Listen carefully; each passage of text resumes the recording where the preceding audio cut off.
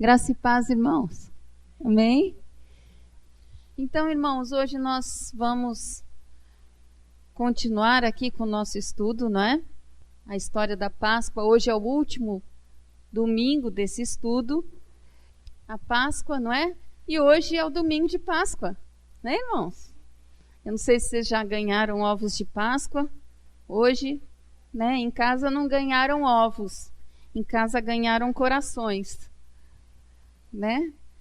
Eu fiz corações para eles, para que eles lembrem do amor de Deus. O coração de Deus é muito grande, né? E o amor de Deus é muito grande por nós. Então, eu gostaria que nós começássemos hoje lendo um texto bíblico. Está ali em Lucas 24, versículos 5 e 6. Diz assim: por que procurai entre os mortos aquele que está vivo? Ele não está aqui, ele ressuscitou. Amém? Glória a Deus por isso, não é, irmãos? Que nós servimos o nosso Senhor Jesus, que não é aquele que está preso na cruz, morto, ensanguentado. Nosso Senhor Jesus ressuscitou, está vivo, está sentado à direita de Deus Pai. Amém? E hoje é o dia que nós comemoramos a ressurreição dele. Aleluias. E eu gostaria então, vocês já abriram aí suas Bíblias em Lucas 24, né? Então vamos ler, irmãos, do versículo 1 até o versículo 12. Versículo 1. No primeiro dia da semana, de manhã bem cedo, as mulheres levaram ao sepulcro as especiarias aromáticas que haviam preparado. Encontraram removida a pedra do sepulcro, mas quando entraram, não encontraram o corpo do Senhor Jesus. Ficaram perplexas, sem saber o que fazer. De repente, 2 homens com roupas que brilhavam como a luz do sol colocaram-se ao lado delas. Amedrontadas, as mulheres baixaram o rosto para o chão, e os homens lhes disseram: por que vocês estão procurando entre os mortos aquele que vive? Ele não está aqui, ressuscitou. Lembrem-se do que ele lhes disse, quando ainda estava com vocês na Galileia.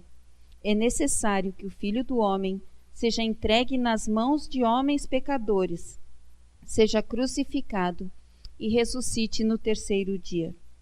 Então se lembraram das palavras de Jesus.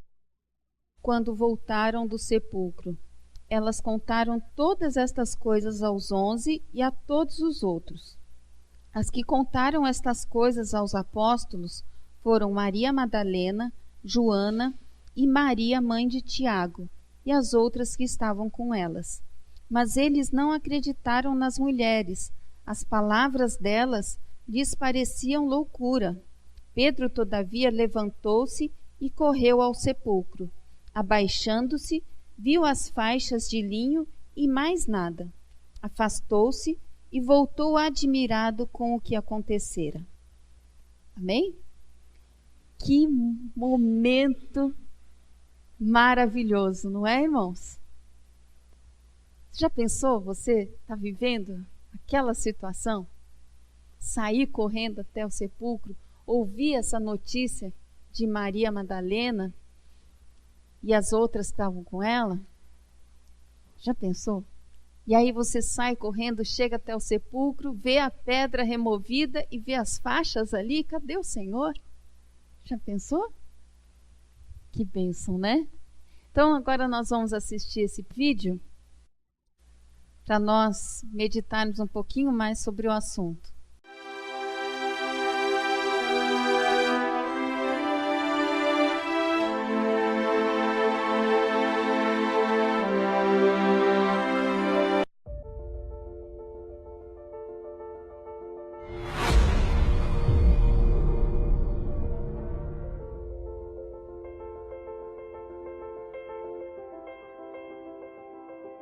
A palavra Páscoa significa passagem.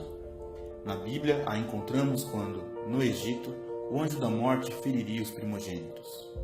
No livro de Êxodo lemos que a história de Israel apresenta a escravidão no Egito. Escravidão essa que chegou ao fim, quando Deus enviou as 10 pragas sobre o Egito, sendo a morte dos primogênitos a 10ª delas. Porém, onde houvesse sangue do cordeiro sobre as portas de suas casas, o primogênito seria poupado. A Páscoa do Senhor, ou a passagem do Senhor, então demonstra a misericórdia de Deus para com seu povo, livrando os primogênitos de Israel da morte. A história de Moisés e de Israel no Egito apontam para a obra de redenção da cruz.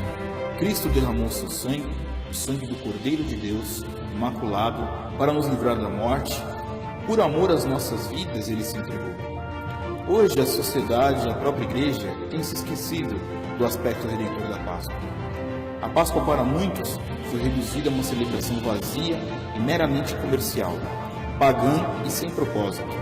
A sociedade pervertida deixou de lado o verdadeiro significado da Páscoa, que não tem nada a ver com ovos de chocolate, coelhos e afins. Que hoje voltemos a celebrar a Páscoa de Cristo.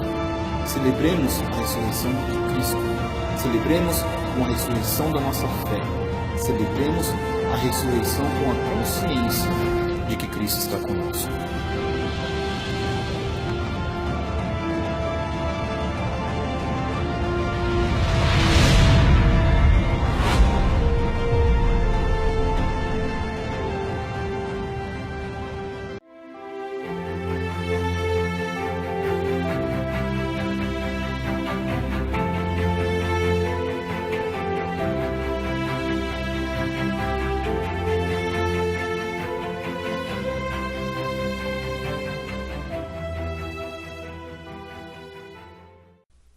Amém?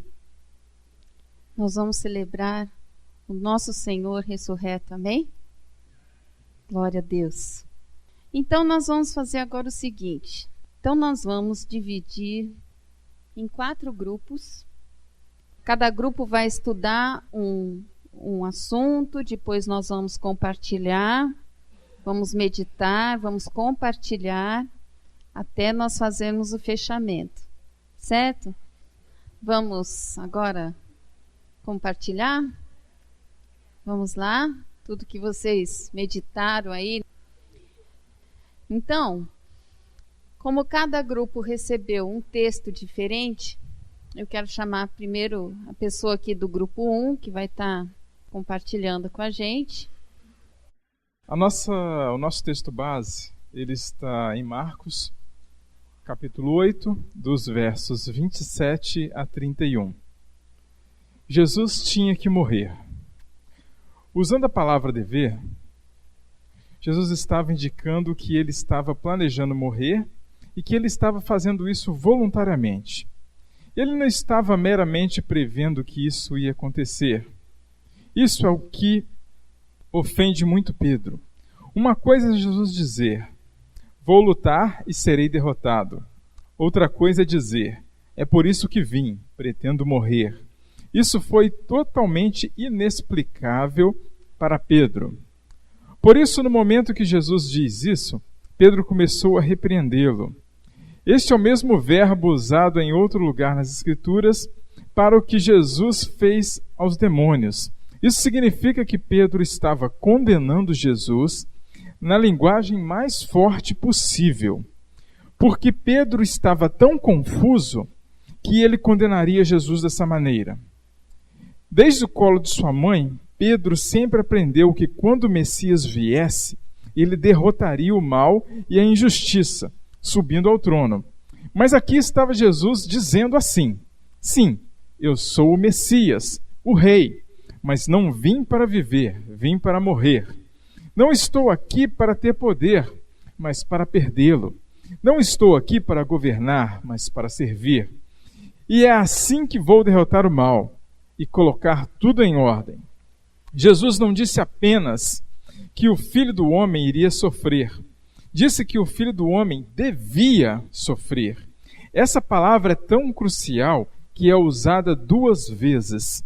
O Filho do Homem deve sofrer muitas coisas. Ele deve ser morto. A palavra modifica e controla a sentença inteira. Isso significa que tudo nesta linha é uma necessidade. Jesus devia sofrer, devia ser rejeitado, devia ser morto, devia ressuscitar. Esta é uma das palavras mais significativas do mundo e é uma palavra assustadora. O que Jesus disse não foi apenas eu vim para morrer, mas eu tenho que morrer. É absolutamente necessário que eu morra. O mundo não pode ser renovado e nem a sua vida a menos que eu morra. E aí nós temos 2 pontos principais para a discussão. Por que seria absolutamente necessário que Jesus morresse?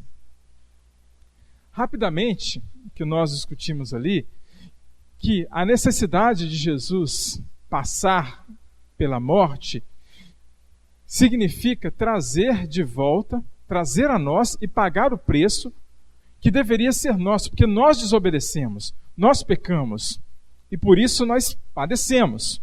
O salário do pecado é a morte. Mas Cristo, ele não pecou e mesmo assim pagou o preço. Mas ele não pagou por ele, porque ele não cometeu o pecado.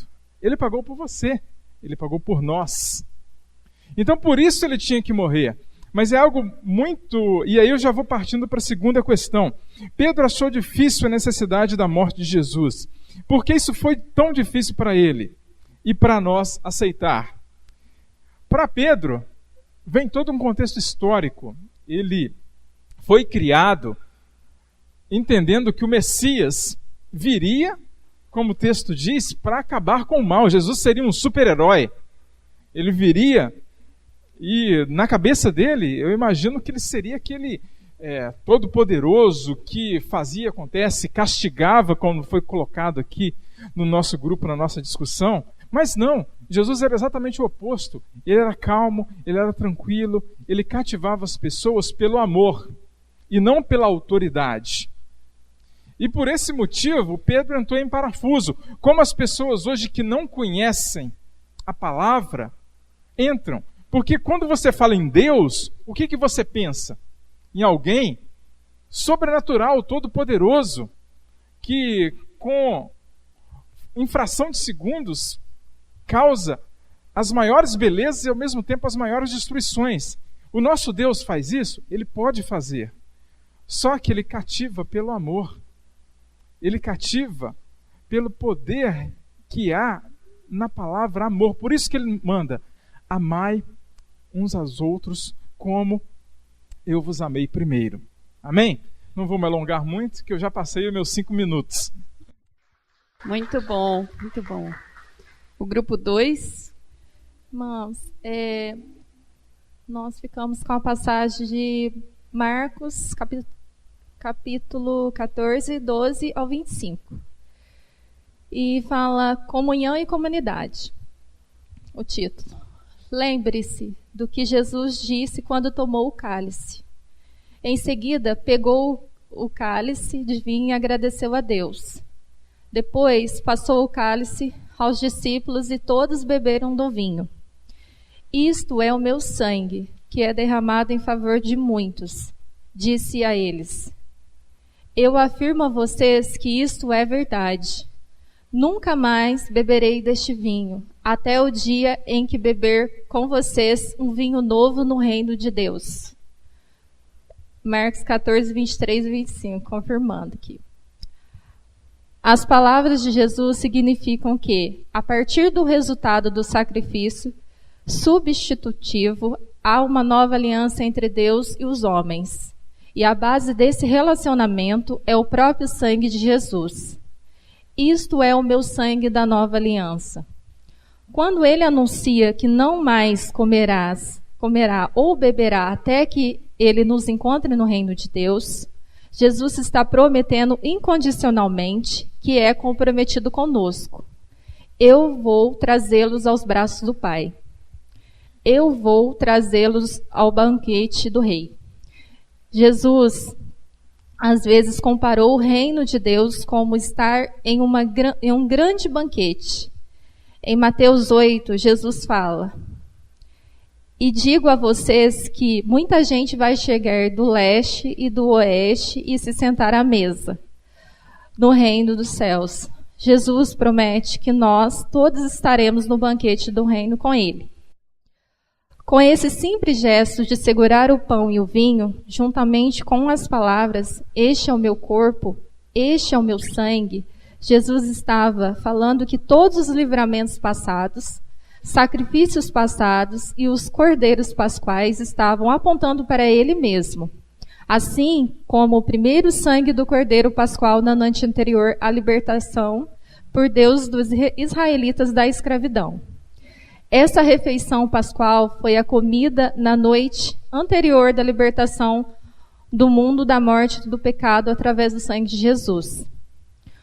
Aí a pergunta é para nós: o que precisa acontecer no seu coração e mente para que você possa sinceramente aceitar o que Jesus está oferecendo? E o que precisa acontecer na nossa mente, no nosso coração, que Jesus está nos oferecendo, é crer, né? A palavra de Deus diz, né? Se nós confessarmos com a nossa boca e crer que Jesus, né, é o Senhor, então nós seremos selados com a salvação. E quando nós, né, nos reunimos para a ceia, né, como memorial, nós estamos em concordância, né, lembrando do que Jesus fez por nós lá na cruz. E para confirmar, na palavra de Deus diz assim, em João, no 3,16, porque Deus amou o mundo de tal maneira que deu seu Filho unigênito para que todo aquele que nele crer não pereça, mas tenha vida eterna. E o grupo 3? Graças a paz. O nosso texto foi sobre o rei crucificado. Quando o sumo sacerdote perguntou a ele, você é o Messias, o Filho de Deus bendito? Jesus respondeu, sou. Está baseado em Marcos 14, de 53 a 65. Ao responder da maneira que ele fez, Jesus estava dizendo, eu irei à terra na própria glória de Deus e julgarei o mundo inteiro. É uma afirmação surpreendente, é uma reivindicação de deidade. De todas as coisas que Jesus poderia ter dito, e há tantos textos, temas, imagens, metáforas e passagens das escrituras hebraicas que ele poderia ter usado para dizer quem ele era, ele especificamente diz que ele é o juiz. Por sua escolha de texto, Jesus estava nos forçando deliberadamente ver o paradoxo. Houve uma enorme inversão. Ele é o juiz do mundo inteiro, sendo julgado pelo mundo. Ele deveria estar na cadeira do juiz e nós deveríamos estar no banco dos réus, nas correntes. Tudo estava ao contrário. E assim que Jesus afirma ser esse juiz, assim que ele reivindica a divindade, a resposta é explosiva. Marcos escreveu, eu sou, disse Jesus, e você verá o Filho do Homem sentado à mão direita do Poderoso, vindo sobre as nuvens no céu. O sumo sacerdote rasgou as suas roupas. Por que precisamos de mais testemunhas? Você ouviu a blasfêmia? O que você acha? Todos os condenaram como digno de morte. Então alguns começaram a cuspir nele, eles o vendaram, golpearam-no com os punhos e disseram, profetize, e os guardas o levaram e espancaram. O sumo sacerdote rasgou suas próprias roupas, um sinal de maior ofensa possível, horror e tristeza. E então todo julgamento se deteriora. Na verdade, não era mais um julgamento, era um tumulto. Os jurados e os juízes começaram a cuspir sobre ele e o espancaram. No meio do julgamento, eles ficaram absolutamente furiosos. Ele é instantaneamente condenado por blasfêmia e condenado como digno de morte. A nossa pergunta é a seguinte, enquanto eu e você não podemos literalmente cuspir no rosto de Jesus, ainda podemos zombar e rejeitá-lo. De que maneira somos propensos a rejeitar Jesus como Deus? Então isso nos fez pensar muito nas nossas atitudes no dia a dia, quer dizer, nós temos que tomar decisões todos os dias entre agradar e desagradar a Deus. E a gente conversou ali no nosso grupo, que atitudes que a gente tem tomado no nosso dia a dia que nos faz rejeitar Jesus? Quais, Gui? Desobedecer. Blasfêmia. Principalmente desobediência, né? Então, ele falou, uma forma, a Bíblia fala que quando a gente obedece a Deus, a gente está agradando a Deus. E quando a gente decide não obedecê-lo, nós estamos rejeitando. Isso é muito sério, né? Porque às vezes a gente fala que ama a Deus, a gente fala que quer ser usado por Deus, que a gente quer mais de Deus. E quando a gente tem a oportunidade de se posicionar, a gente desobedece, a gente faz o contrário, a gente às vezes aceita nosso próprio orgulho, nossa própria decisão. A decisão é nossa, né? Tem até um teatro muito interessante, não sei se vocês já assistiram no grupo americano, ela pega uma cadeira, né, e coloca e fala assim, Jesus, esse aqui é o banco das decisões, já viram esse teatro? O Senhor é que vai tomar conta agora de todas as decisões da minha vida. Aí quando vem uma situação, ela pega e ela mesma senta no banco. Nós vamos fazer isso. E Jesus falou assim, esse banco é meu, você esqueceu? Nossa, Jesus, desculpa, pode ficar, o banco da decisão é seu. E cada situação que vem, ela senta no banco. Então, quer dizer, o que realmente a gente tem feito, através da nossa vida, que tem rejeitado ou tem nos aproximado de Deus? E eu achei uma coisa que me chocou muito também, é que estava tudo ao contrário. Quer dizer, ele deveria ser o juiz para julgar o mundo. E ele, na verdade, estava sendo julgado pelo mundo. Quantos de vocês viram aquele vídeo lá no Rio Grande do Sul, daquela pessoa que invadiu o palco e acertou um soldado romano? Vocês viram? Eu fiquei, não viu? É bem legal se vocês virem. Então, foi ontem, né, se eu não me engano, estava lá tendo a crucificação de Jesus, e na hora que Jesus morre, né, na encenação, esse moço, ele entra, ele sobe no palco, ele pega um capacete e dá na cabeça do soldado romano. E aí, na verdade, por quê? Porque não faz sentido. Não faz sentido. E esse é o amor de Deus por nós, né? É uma graça recebida sem não merecermos, sem a gente não merecer. Que a gente possa estar pensando nisso, principalmente hoje. Eu sei que nós sempre estamos, né, buscando a Ele, agradecendo a Ele por essa salvação, mas que estejamos refletindo sobre isso. Amém? E agora o grupo 4.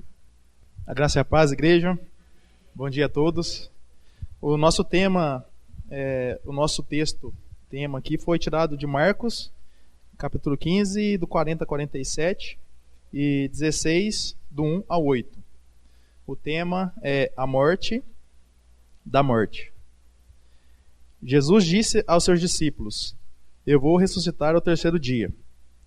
Ele disse isso em Marcos 8, novamente em Marcos 9 e de novo em Marcos 10.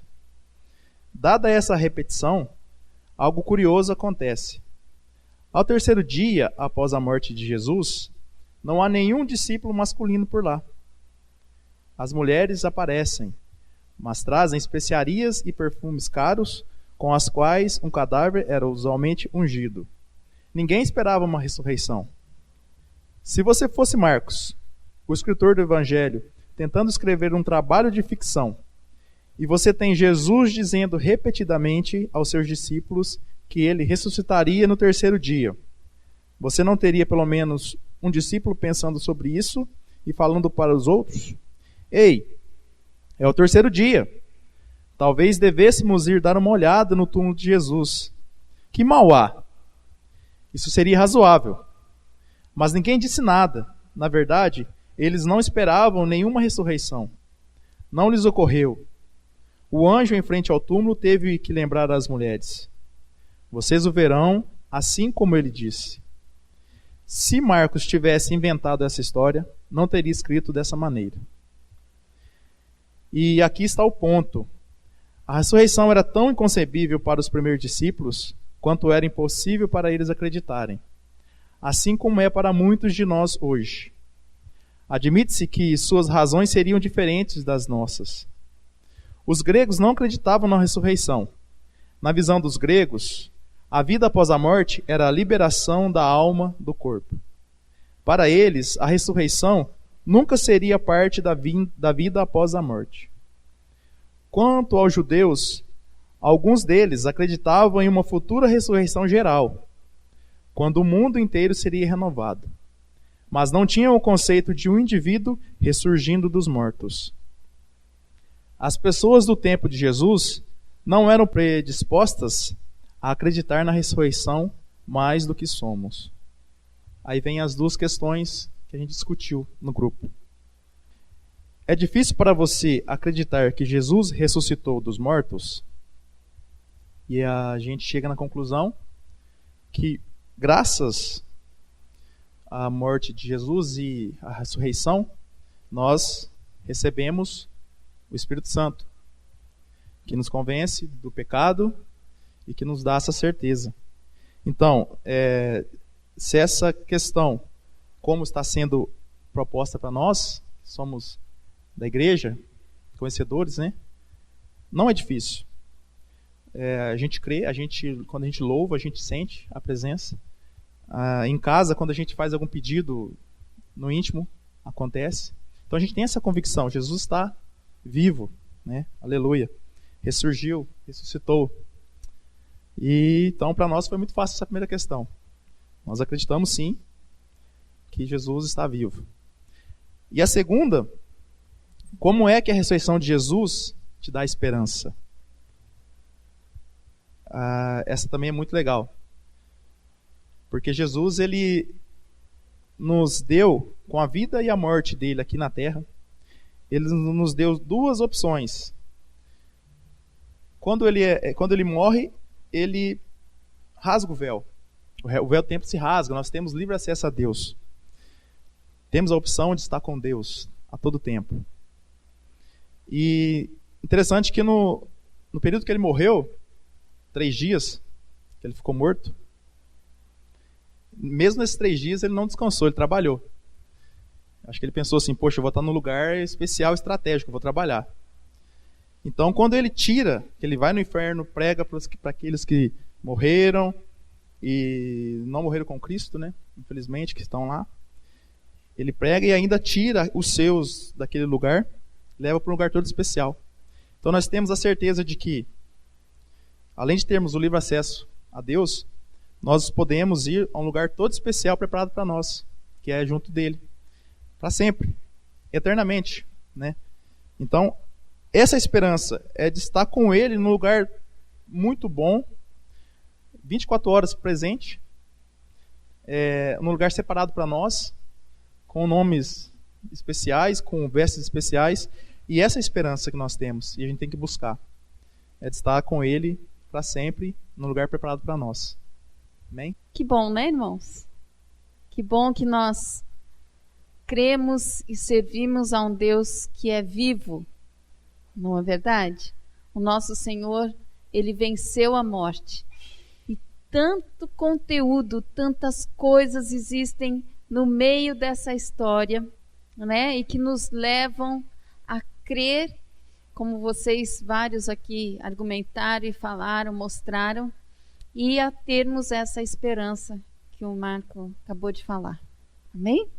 Para terminar a aula de hoje, eu queria estar passando um vídeo, que é um vídeo produzido pelo pastor Hernandes Dias Lopes, que ele é da Igreja Presbiteriana, um homem com muita sabedoria.